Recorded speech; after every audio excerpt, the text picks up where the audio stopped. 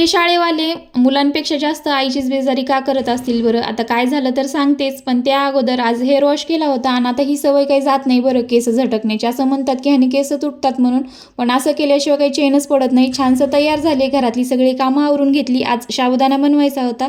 माझ्या दोन्ही पण लेकरांना साबुदाणा खूप आवडतो. आता विराज तर शाळेत गेला होता, पण म्हटलं आल्यावर खाईल. आरवला द्यावा बनवून आणि छान असं भरड बनवून घेतली शेंगदाण्याची आणि साबुदाणा बनवून घेतला. आणि आता आरवला नवीनच सवय लागली. अगोदर असं नॉर्मल थँक्यू म्हणायचा, पण आजकाल असा थंब दाखवून थँक्यू म्हणतो आणि खरंच खूप क्यूट वाटतो तसं म्हणताना. त्याने साबुदाणा वगैरे खाऊन घेतला आणि मला घर थोडं साफ करायचं होतं. काचं वगैरे खूप घाण झाली होती. माझ्याकडनं कॉलिन संपलं होतं, तर म्हटलं चला हँडवॉशनं ट्राय करून बघूयात. छान कपडा घेतला क्लीन कोरडा आणि हँडवॉश टाकून छान क्लीन करून घेतलं. थोडा वेळ लागला पण छान साफ झालं. आणि विराज शाळेतून आला होता आणि त्याला कार्डबोर्डपासून हाऊस बनवायचं होतं. प्रोजेक्ट दिला होता आणि आता त्याला काही जमत नव्हतं. मग मला सगळी कामं सोडून त्याच्यासोबत बसावं लागलं हे बनवण्यासाठी. आणि फायनली कसं बसं आम्ही ते कंप्लीट केलं. भाजीपाला संपला होता, मग भाजीला घेऊन आली आणि काल एका ताईंची वाटी आली होती, तर वांग्याची आज मी भाजी बनवली होती आणि त्यांनाच नेऊन दिली.